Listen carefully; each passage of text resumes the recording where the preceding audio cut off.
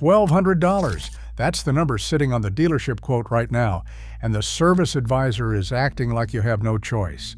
Check engine light on, P0420 code, and they are telling you the catalytic converter is done. Most people just pay it. You don't have to. Japanese automakers engineered a specific thermal window into your exhaust system, a built-in self-cleaning capability, and your dealership has known about it for decades. There is a free 20-minute driving protocol, 0 tools required, that clears the carbon, choking your converter and kills the code.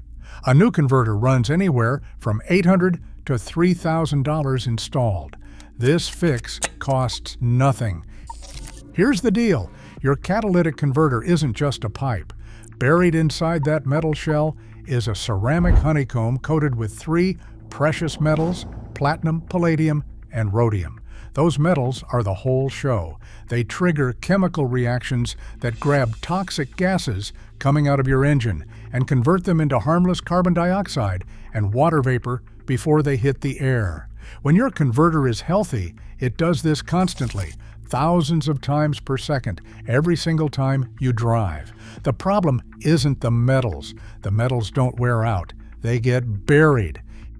Every time your engine runs a little rich or burns a small amount of oil, carbon soot and oil ash travel down the exhaust and pack themselves into that ceramic honeycomb. Phosphorus and zinc from burned engine oil bake directly onto the precious metal surfaces. Over time, you get what mechanics call glazing, a hard chemical shell that physically blocks the platinum and palladium from touching the exhaust gases. The reactions stop, efficiency drops, and the downstream oxygen sensor clocks the drop and fires the P0420 code. That's the whole story. You don't have a broken converter, you have a dirty one. Now, you might be thinking, I already tried something for this, so let us talk about why it did not work. The premium fuel flush is probably the most common one. People run 3 tanks of 93 octane thinking the higher grade means stronger cleaning power. It does not. The octane rating measures resistance to premature detonation. That is all it measures.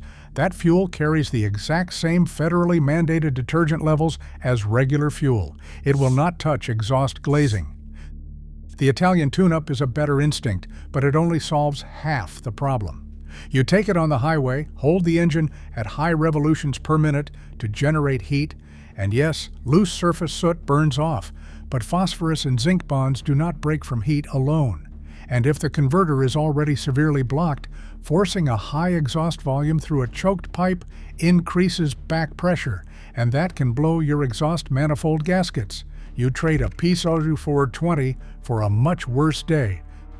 Seafoam in the gas tank is the third one everybody tries. Here's what actually happens. Seafoam does a solid job cleaning injectors and intake valves, but its active chemicals, naphtha and isopropyl alcohol, incinerate completely during combustion. Nothing survives the fire to reach the exhaust. Worse, the pale oil component creates heavy white smoke that deposits a fresh layer of ash on the converter face. You can make the blockage worse. Every one of these approaches fails for the same reason. They either miss the exhaust system entirely or they bring heat without oxygen. A catalytic converter needs both at the same time to burn itself clean. So what does work? The answer comes from how Japanese engineers designed these converters to operate in the first place. Toyota and Honda did not just bolt a converter onto the exhaust and call it a day. They engineered a specific thermal operating window into the system, a temperature range where the converter is designed to do something remarkable. This is a self-cleaning window. That window sits at roughly 800 degrees Celsius. Hit that temperature with oxygen present, and the carbon bonded to those precious metals does not just soften, it breaks apart and burns off completely. 2 things have to happen at the same time for this to work. First, the converter needs sustained extreme heat to structurally weaken the carbon bonds at a molecular level. Think of it like heating a weld joint. The metal does not snap under pressure until the heat compromises the bond first. The heat does not burn the carbon off by itself. It just makes the carbon vulnerable. Second, you need a sudden, massive flood of pure oxygen to rip those weakened carbon molecules off the precious metal surfaces and oxidize them into harmless carbon dioxide. Heat without oxygen just cooks the glazing harder. Oxygen without heat does not break the bond. You need both in sequence, deliberately triggered. That combination is what mechanics call an oxygen wash, and it is the physics your dealership will never walk you through. PEA, polyethyramine, is the active ingredient in products like Chevron Techron and Gumut Regain. It is the only automotive detergent chemically stable enough to survive combustion intact. Every other common cleaner either burns up in the cylinder or breaks down before it gets anywhere near the exhaust. PIB-based cleaners, naphtha, and isopropyl alcohol are gone before they exit the engine block. PEA does not burn. It is a nitrogen-based detergent with thermal stability that lets it travel through the combustion chamber as a superheated vapor and come out the other side still chemically active. When that PEA vapor reaches the ceramic honeycomb, it does not just coat the surface, it attacks the carbon and phosphorus bonds directly. It works like a chemical primer, weakening the glazing from underneath, so the oxygen wash that follows has far less resistance to overcome. Without PEA, the oxygen wash has to fight through fully intact carbon bonds. With PEA pre-soaking the honeycomb, those bonds are already compromised. The oxidation reaction is faster, more complete, and reaches deeper into the converter grid. The oxygen delivery mechanism is where this protocol gets genuinely clever. You already know that flooring it on the highway generates heat. The problem is, it also burns fuel, and burning fuel consumes oxygen. You are heating the converter while simultaneously starving it of the oxygen it needs for the wash. That is why the Italian tune-ups stall out. It is all thermal energy, no oxygen delivery. Deceleration fuel cutoff changes that completely. Here is what happens.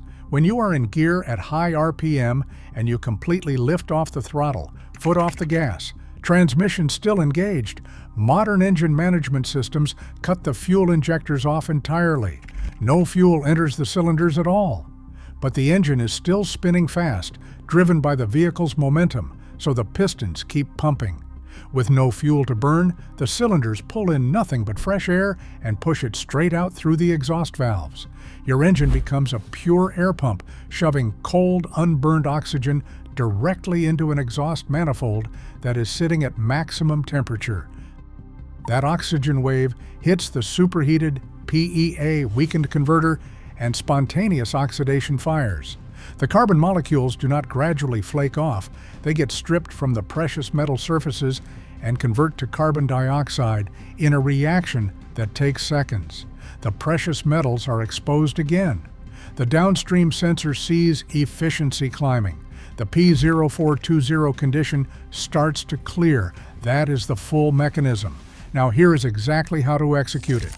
Okay, so here is exactly what you do. Before you touch the highway, check your fuel gauge. You want a quarter tank, not half, not full. A quarter tank means the double dose of PEA you're about to add creates a concentrated cleaning solution instead of getting diluted across the tank. Pick up Chevron Techron or Gumut Regain. Both carry pure PEA as the active ingredient. Pour in twice the recommended dose. That is it for preparation. Drive to the highway and let it mix as you go. Once you are on an open stretch, manually drop your transmission into third or fourth gear. You are targeting 4,000 RPM and holding it there for 10 straight minutes. If you are in a modern automatic, use the manual mode or the paddle shifters. Just keep the transmission locked so the car cannot shift up and drop RPM on you. What is happening during these 10 minutes? The PEA vapor is soaking the ceramic honeycomb, chemically attacking the glazing, while the sustained RPM pushes the converter temperature up to its maximum safe operating threshold. You are loading the spring before you release it. After 10 minutes, take your foot completely off the gas. Do not brake. Do not put the transmission in neutral. Leave the transmission in gear and let the car coast down naturally. That deceleration fuel cutoff kicks in immediately, the injectors cut, the engine pumps pure oxygen, and the oxygen wash fires inside the converter. You will hold that coast for 10 to 15 seconds. You may see black or gray smoke coming out of the tailpipe during this phase. That is carbon blowing out. That is exactly what you want. Now accelerate back up to 4,000 RPM and hold it for 1 minute to reheat the system. Then lift off again for another oxygen wash. You are going to run this accelerate, then lift cycle 3 times total. The first cycle does the heavy work. The second and third cycles go deeper into the honeycomb, hitting deposits the first wash exposed but did not fully clear. One thing this will not fix: a converter that is physically cracked, melted, or destroyed by long-term severe oil burning will not be repaired by this protocol. If your engine is going through a quart of oil every 1,000 miles, the glazing will come straight back regardless of what you do to the exhaust. Sort the oil consumption first, then run the protocol. Otherwise, you are cleaning a floor with a leaking pipe overhead. After you finish, drive the car normally. The engine computer needs to run its full diagnostic cycle, including upstream sensor checks, downstream efficiency monitoring, and fuel trim analysis. Most vehicles need 1 to 3 complete drive cycles before the engine control unit clears the P0420 code and the light turns off. Do not scan the code 10 minutes after you finish and panic. Give it a day of normal driving. You do not have a broken catalytic converter. You have a glazed one, and glazing is a chemistry problem. The protocol works because it is the only do-it-yourself approach that delivers heat and oxygen at the same time, which is the one condition your converter needs to clean itself. Every other common fix misses at least 1/2 of that equation. Try this before you hand over a single dollar at the dealership. If the P0420 code comes back after 2 or 3 attempts, then you have a legitimate mechanical failure and the repair cost is earned. But most of the time, that will not happen. If this just saved you $1,000, subscribe to Japanese Motor Vault.